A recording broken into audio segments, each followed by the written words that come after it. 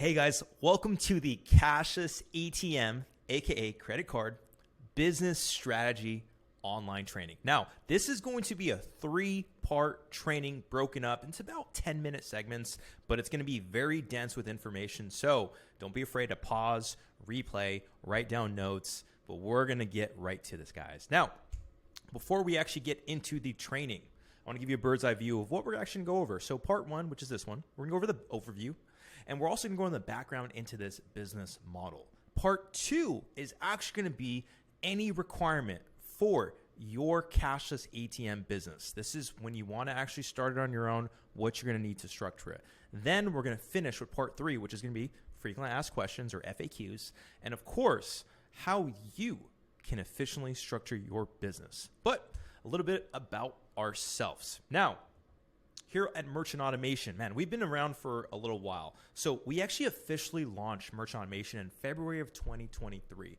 Before that, we had another company that's still in business called atmtogether.com. With that company, we've actually successfully helped over 3,000 people start their traditional cash ATM businesses, their digital ATM businesses, and businesses in Canada. And we're probably going to be expanding to Mexico, but you didn't hear that from me. So with Merchant Automation, it spawned off with an idea. We said, hey, you know what? We've been in business so long. We have so many merchants that are just begging us to switch to this concept. It would be almost irresponsible not to take action. So partnered with a major ISO based out of Southern California.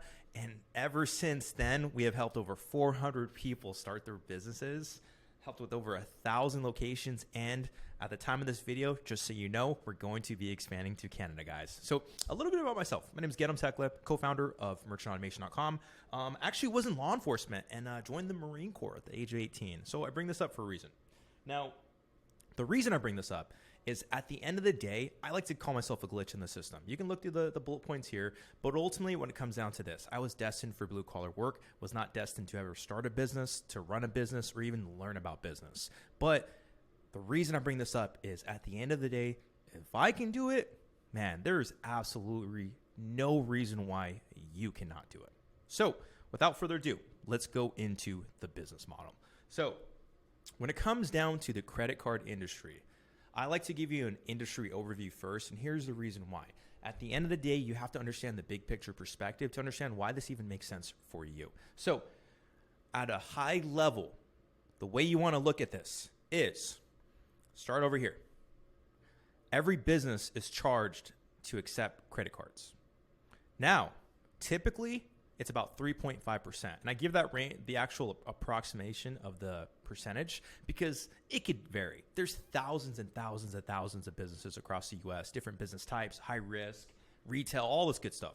So I like to give a very, very broad overview just so you understand the concept. So let's go with that 3.5% example. So imagine every single time somebody swipes their card, that business is charged 3.5%. So if a business is doing $100,000 a month in sales, which is actually not anything crazy when you really think about it, they are getting charged about $3,500 a month in fees. Now, here's the thing that's going on. The rates continually increase. There's pennies here. There's transaction fees here. They are getting killed on these fees. And I show you this from an article. Visa and MasterCard are increasing it even more. They're like, hey, you know what? If we can make the money, why don't we make the money? Well, here's the thing that's going on, guys. They're getting charged per swipe, and they're getting killed. But let's go right into how that breakdown actually works. And most businesses don't even understand how this works, so I'm bringing it to you first.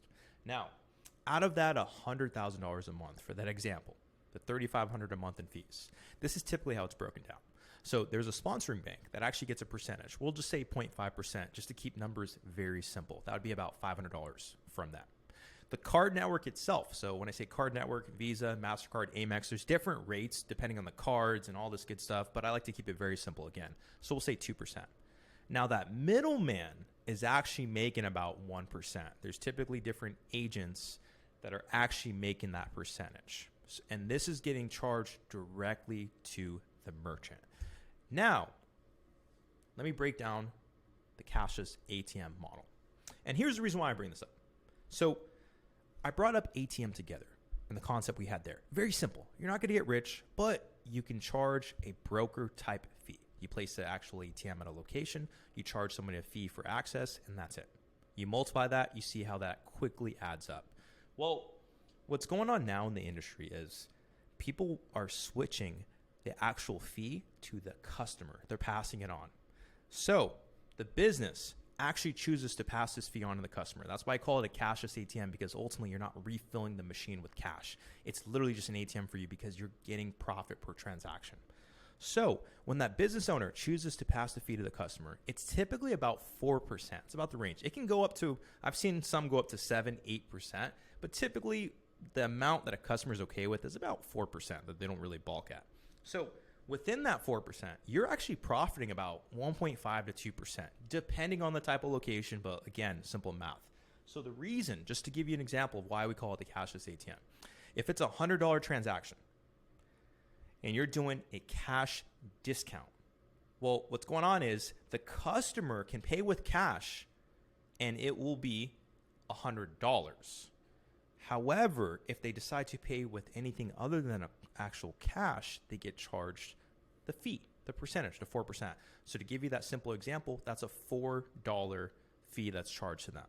So out of that $4, you profit about $1.50 to $2. And that's per transaction. So you can see how that starts to multiply. So the next question is always, well, why would they pass on these fees? Won't the customers get mad, etc.? Well, there's a few things. The number one reason is 2020. A lot of events happened in 2020, guys. Businesses were affected across the world and across the U.S. Cost of goods have increased. Cost of employees have dramatically increased. Workers' compensation rates increased by 11% in 1 year alone. Think about that.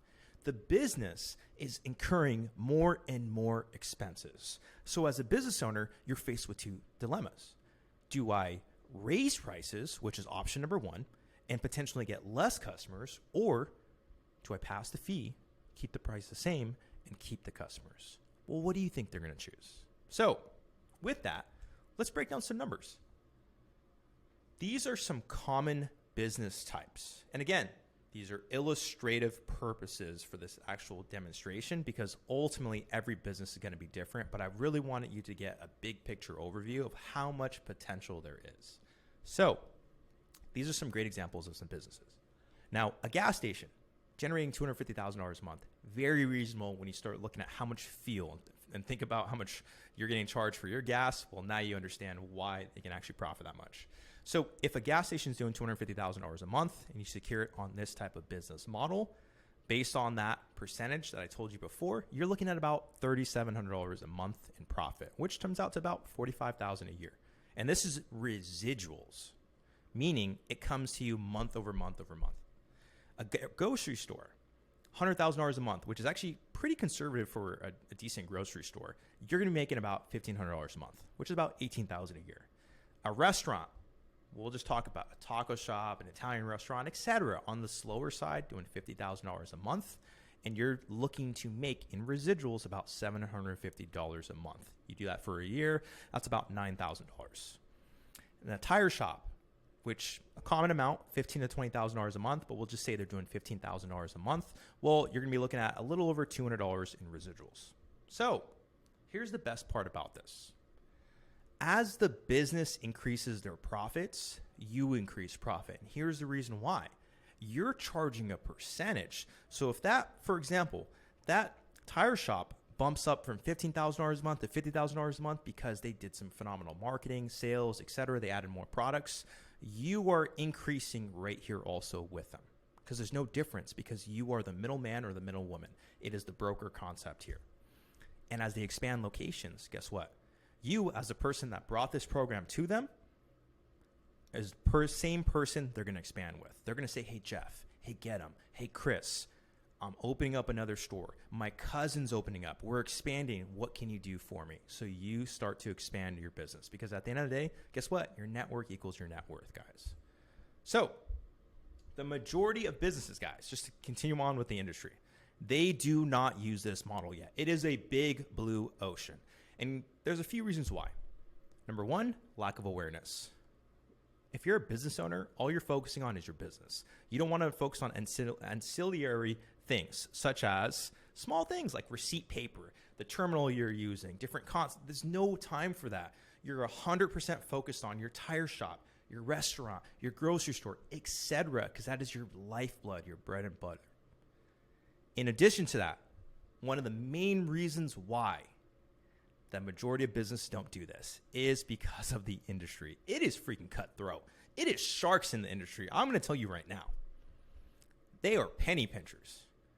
So the business industry is ripe for people that are willing to do good business, that aren't looking to get every extra penny, because the person that does that in a deal, they don't last long in business. So they are not going to tell their existing accounts that this is an option until they're faced potentially with you presenting that option. Then they're like, oh, well, we can offer it, but guess what's going to happen? They're going to say, well, why didn't you offer it in the first place? And then, of course, the last part is it's hard to find this information. Purposely so. It's so obscure. When you Google merchant services, cash discounts, there's so much different information out there. How do you disseminate from the white noise? And then you go back to number one, lack of awareness, because let's be realistic, they're focusing on their business, guys. So I got a question for you. This is a very important question.